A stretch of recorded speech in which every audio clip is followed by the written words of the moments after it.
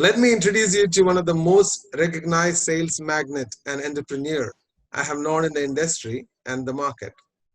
Those who have met her once will definitely remember her as positive, go-getter, empathetic, and a sales magician. She will passionately explain about any subject which is under discussion with her. Leenna has been a B2B sales professional for the last 20 plus years, worked with multinationals like Microsoft, IBM, and Dell, to name a few. And during the last 5 years, she's been helping clients in this region, ensuring improvement in their bottom line with a methodology she practices. Well, she is also part of the Business Excellence Department Dubai, as well as Abu Dhabi Chambers, as assessor for Dubai Quality Award and Sheikh Khalifa Excellence Award. She is also an active member of Dubai Women's Business Council. She believes in the fundamentals of sales, which she calls it being honest, ethical, and transparent.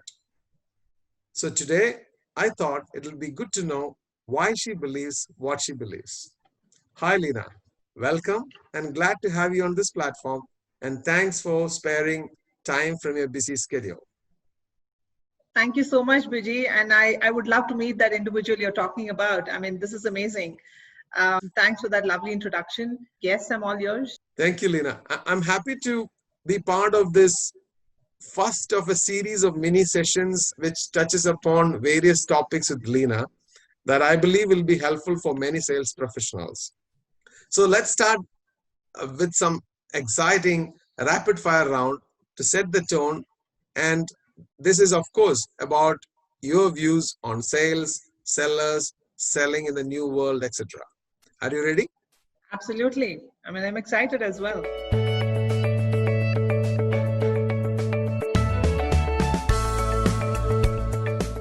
One word for sales professionals. Trust. Selling in crisis. Perspective, driving perspective. Negotiating in sales. Empathetic, empathy. How to have effective meetings. Transparency, transparency at the core. What does process mean to you? Time and efficiency. Your take on digitalization? Balance, creating balance. What does failure mean to you? Well, I'll use 3 words. Have more. It's a continuous learning. What does success mean to you? I think investing in yourself and being a lifelong learner is what success means to me. Very good. Thank you, Leenna. It's very interesting to know your views on this. And it gets me curious to know more in detail on a few important questions which I would like to hear from you.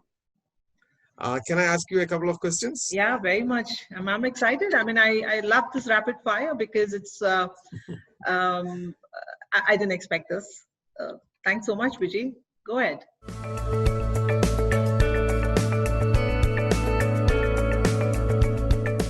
Why building trust and building credibility should be your selling style? So I think being believable has always been the core of being successful in your customer interaction, and it's extremely important. I've said this in many of my interviews as well, that the fundamentals of selling hasn't changed ever, right? Over the last so many decades I've been in the selling world. People buy from people who they can trust. Your clients will be ready to pay you that additional dollars if they can trust on what you are conveying to them. Once that happens, half your battle is already won. Sustainable selling is what we all should adapt to. And how do we do that? And sustainable selling which is rooted in the values of trust, persuasion, and transparency. That leads to a greater revenue growth and a better profit. And I think, in my opinion, the biggest danger of selling in a narrow perspective, with a narrow perspective or a blinkered focus approach, is looking at immediate gains rather than looking at a long-term relationship. And the worst thing that could happen is you overcommit and underdeliver. I think that completely destroys your credibility, your customer's perspective about you. And in each of these situations, the organization risks more than anything, and they risk more than what they've gained.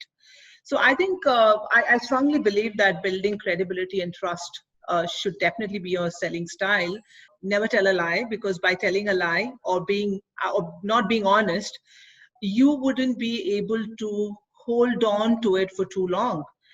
Truth is always easier to manage. I think being honest improves relationship, improves confidence, improves self-esteem, and most importantly for me, it improves your sleep. I guess that's one of the most important things. Peace of mind. Yeah, this is what I believed, and that's what I practiced. I've been in the selling world for the last 20 plus years. I think that's been my core to success, because I feel very strongly, and I've experienced it, that relationships are at the core of sales, of any sales organization. But the art of selling comes into the picture when you are, as a salesperson, have that relationship at the core of everything what you're working around. If you do not maintain that and do not maintain and build those customer relationship, then the organization will suffer, right? Hence, keeping it simple and transparent with your clients is extremely important.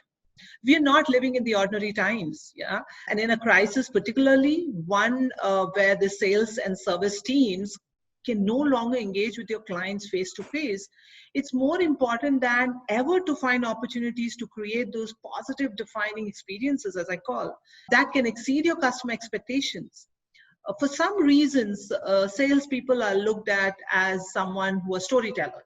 It becomes even more important to be transparent and honest in your conversation and share very relevant information that can help them in their business. That's extremely important. If it should help your customer in their business, and that typically establishes your credibility with your customers. So, and that's why I believe that transparency should be your selling style. So if I am a salesperson, I might think that being transparent with my customers may sometimes make me lose the deal. So this fear of losing is often one of the reasons why they say half the truth.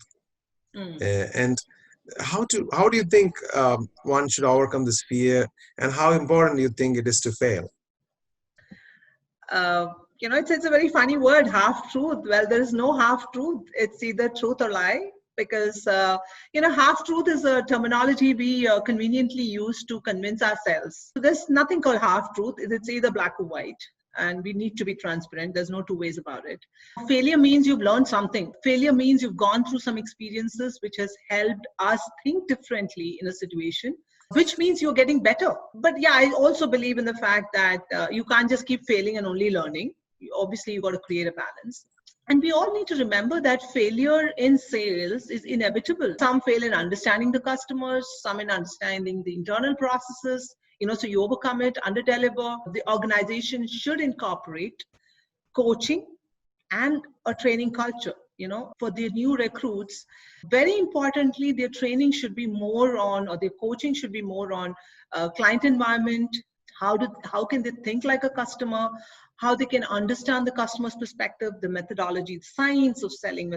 So now since you have touched upon the importance of sales training during the induction process, and further in the responsibility of the organization to develop the right culture, how important do you think is to have a peer-to-peer coaching in the organization? I think coaching is a leadership skill, right? Sales coaching specifically is a leadership skill.